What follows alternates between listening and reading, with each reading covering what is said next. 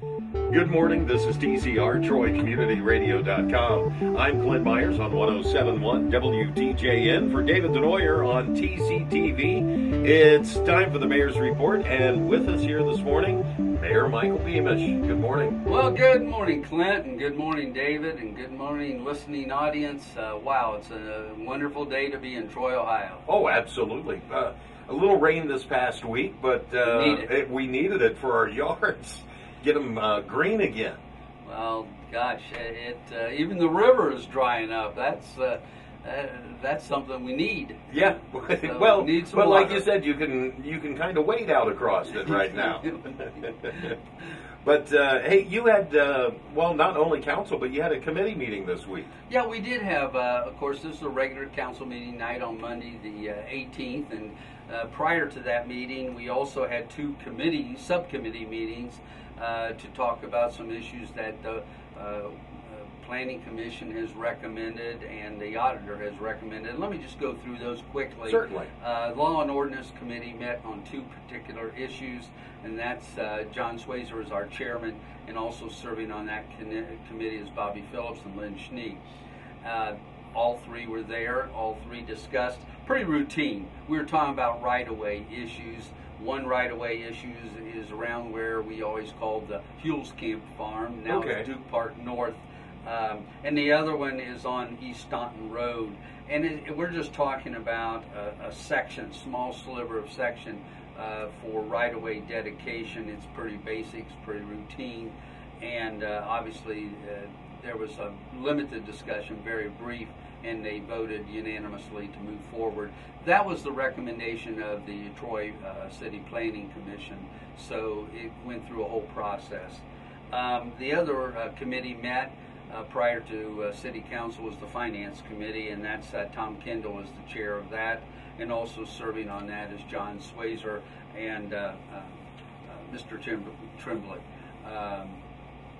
So they were discussing how we would deposit our public funds, and this is a recommendation of our city auditor, John Frigge. And this is an agreement every 5 years. They have to reauthorize the authorizing and deposits of public funds into the banking. And we have 5 banks that we serve that John recommends to the council. And that also met with approval 3-0 as subcommittee. That'll go forward as emergency legislation because of the timelines that has to be filed every 5 years. Then we moved into council, and we really had 7 pieces of legislation on the agenda, and most of it fairly routine. We talked a little bit about this from committees in the past. But the Ohio Public Works Commission we work in partnership with them, and we're talking about the next phase of the McCaig project. We talked about that last week. This is being designed in 2017, but it won't be constructed until 2018. You'd think that's a long way down the road, but it takes that long to get everything worked out. Well, when it starts with paperwork, the paperwork probably takes as long as what the actual construction does. Well, if you think of the deadline for doing that, and it is July 25th, you don't even have another council meeting until August. So we had to pass that as emergency legislation, even though it's a couple years down the road. The other was the Ohio Department of Transportation paving program, just for a small portion of Route 55, but and it's no cost to the city, but that has to be emergency legislation so they can put it in the pipeline to get that job done, and that will be a 2017 city or a project with no cost to the city. That's just a pass-through for us, and we just have to show that we're supporting it. Then we also did the bidding, and we talked about this from committee, the sidewalk program, Phase 9. It's budgeted for $300,000. People in that area, which is basically, if you think of the downtown area, the businesses, the residents in that area have an option to do their own work for sidewalk improvements. Right. Or they can work with the city and stretch that out over a period of years, and that's where the budget money's used for. Then we go and we hire people to do the work and then assess for I think 5 years. Okay. It's a period of years that they have to pay back. That was all the resolutions. Then we had 4 ordinances. We talked about this. We're looking at a reorganization in the Troy Fire Department, not changing, certainly we still have a full complement of full-time firefighter paramedics, but we're also looking at a new position of lieutenant. And so council has looked at that, what that responsibilities will be in the salary schedule for that, and that passed 8-0. By the way, we had 8 members of council present at the council meeting on the 18th. The other ordinance is going to be in a public hearing for the first Monday in August, and that'll be looking at abandoned railroad property that we know a business would like to purchase to expand their business, and that's a good thing. So that'll be a public hearing, so people have an opportunity in that area to comment on that particular ordinance. So that moved to a second reading, didn't move on. We did improve the investment policy. There is an investment committee. The mayor is on that investment committee, the law director, and of course the auditor is on that investment policy. And it just we need to revise that, bring it up to code, and that also includes what we talked about, the banking institutions that we're going to invest in. So we met, we gave an update on that, and council approved that. It's pretty routine. Approved that 8-0 as well. Then the final piece of ordinance, everybody knows about the medical marijuana. Yes. But there are still issues to be worked out on how that's going to be implemented and who's going to do that. So until we can see all those bugs worked out, council approved 8-0, a 180-day moratorium on anything regarding medical marijuana, businesses, guidelines, all that. We want to really research that. We can act on anything even earlier than 180 days, but we felt 180 days moratorium on that issue will give us a chance to get some clarity. So council... That makes sense. Just to make sure all the ducks are in a row and all the information is there. And that, again, was an emergency piece of legislation passed 8-0. Might mention, and we've talked about this before, emergency pieces of legislation go into effect immediately upon the signature of the mayor. So as soon as we sign that, it's otherwise there is a 30-day period, a waiting period before legislation is enacted as an ordinance or a resolution into law. So we did that. But one of the things I thought was very powerful, and it started with our invocation. John Swayzer led us in invocation, was a moment of silence for all the tragedies that's going on, not only in our own country, but throughout the world. And so we had a moment of silence for all those who are affected, victims as well as families that are affected. One of the things that I had an opportunity in my comments later on, certainly to piggyback on what Mr. Swayzer did with the invocation, was I'm preparing a letter on behalf of all of us officials as well as all citizens of Troy, Ohio, to send to the French ambassador concerning the most recent tragedy that took place in France. There's a special reason for doing that, other than we certainly need peace in the world, and we all believe in that, and we need to keep hoping for peace. But this year, the Festival of Nations coming up in August, we certainly invite people to come out, celebrate the cultural diversity within our community, and we have a lot of different countries represented. But the featured country this year just happens to be France. And so we wanted to share with the French ambassador our condolences, but also mention to them that we have featured our country in our Festival of Nations. The featured country is being France. And so we took a moment of silence. We prayed for the world peace, and somehow I think we all need to reflect on how to get along. Oh, absolutely. And work harder at getting along, right, instead of finding out or looking for the differences. Well, that's I think the whole message is the hope, Yes. hope for peace, and certainly our world, both here in our own nation, but throughout the world. Boy, it would be nice if we could just get along. Absolutely. And respect each other for our culture, our and all lives matter. Absolutely. So that was a message that I'm sending on behalf of the citizens and the city of Troy to the French ambassador, showing our solidarity in that movement for peace. Well, since we're talking about the Festival of Nations, we'll go ahead and remind people now. Put it on your calendar. That is August 20th, a Saturday. It's a Saturday. It'll be going on throughout the afternoon.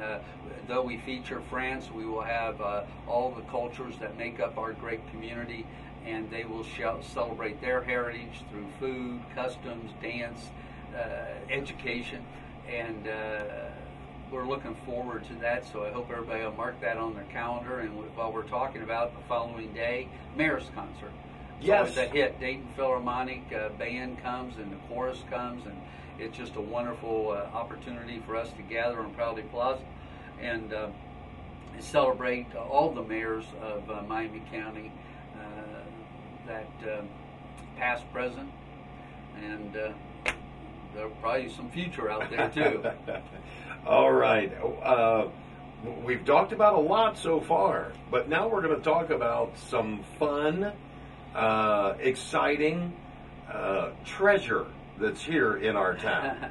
Well, again, one of the initiatives that came out of the America's Best Communities was an initiative to take our downtown, bring it in connection with the river, take the river and connect it to our park system, there's a recreational trail system right along the river.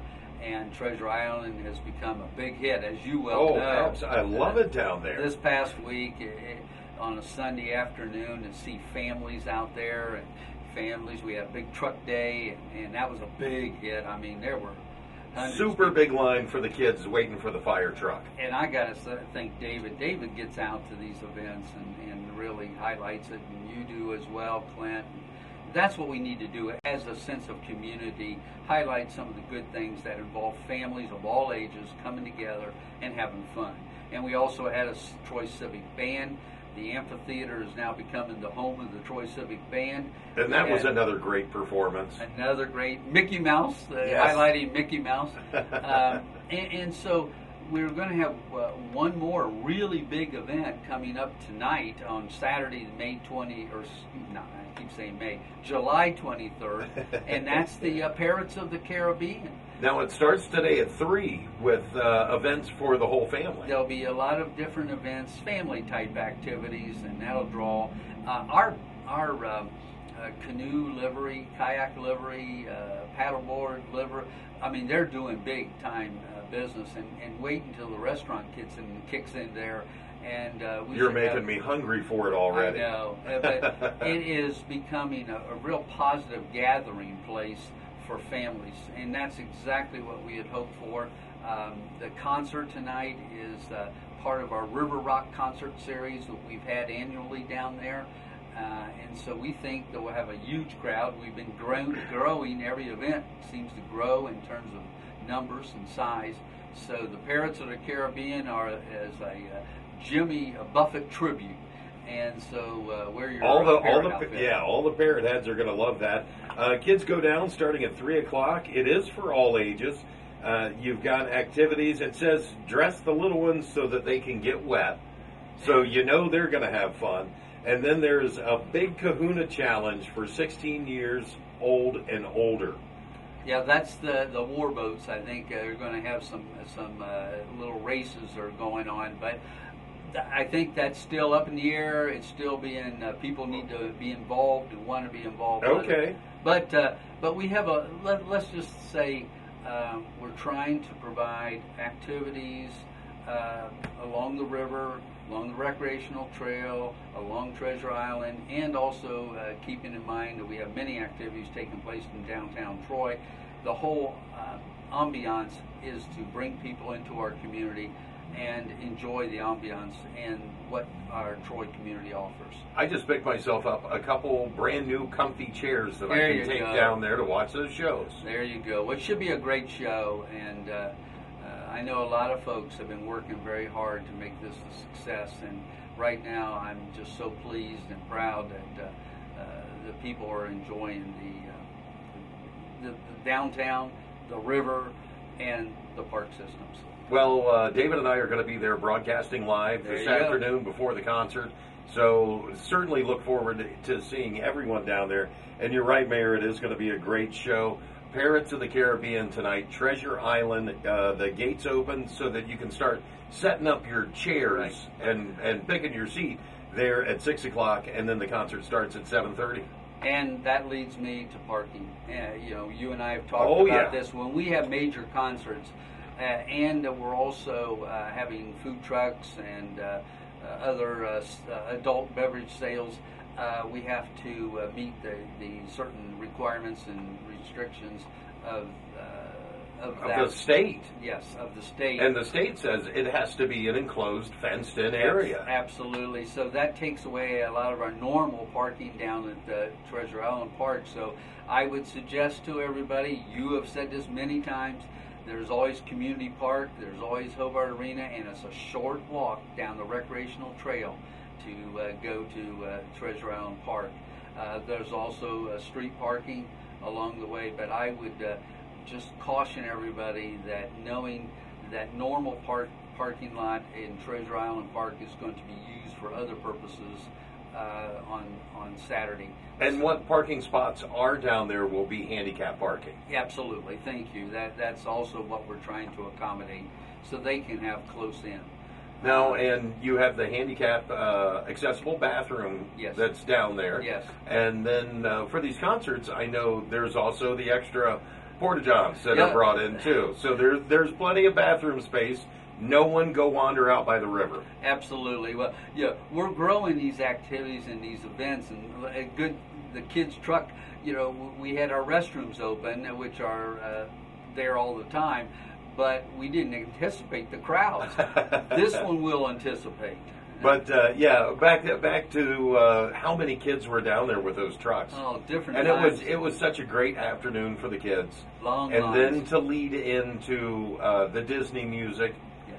So it's all good. Love Treasure Island. And let's just not forget, Proudly Plaza continues with Oh, their absolutely. summer concerts.